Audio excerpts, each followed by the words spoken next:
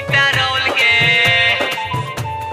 लहंगा से चुप पीटा रोल के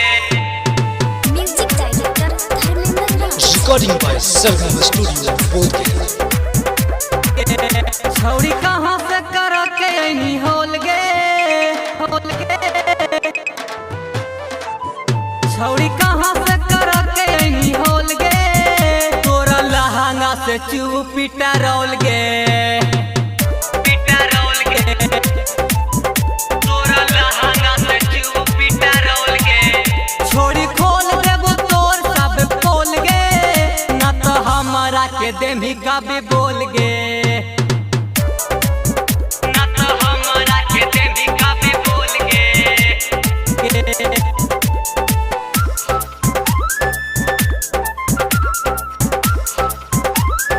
ना तो हमारा के देमी का भी बोल गे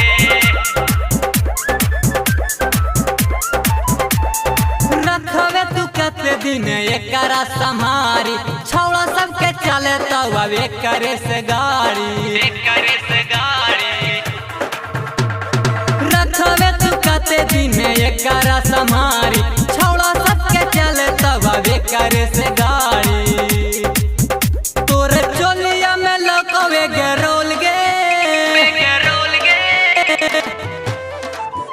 तोरे चोलिया में लकवे गे रोल गे तोरा लहंगा से चुप पीटा रोल गे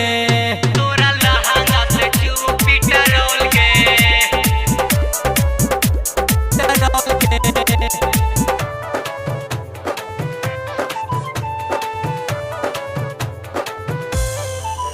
तोरा लहंगा से चुप पीटा रोल गे गुड्डू बात कर ले यकीन गे पेट्रोल बेच के लगा ही मशीन गे गुड्डू बात कर ले यकीन गे पेट्रोल बेच के लगा ही मशीन गे पवन पारादीप से देवो हमें बोल गे विकास संतू से देवो हमें बोल गे तोरा लहंगा से चुप पीटा रोल गे तोरा लहंगा से चुप पीटा रोल गे छोड़ी खोल देबो तोर सब बोल गे ना तो हमारा के देमी का भी बोल गे।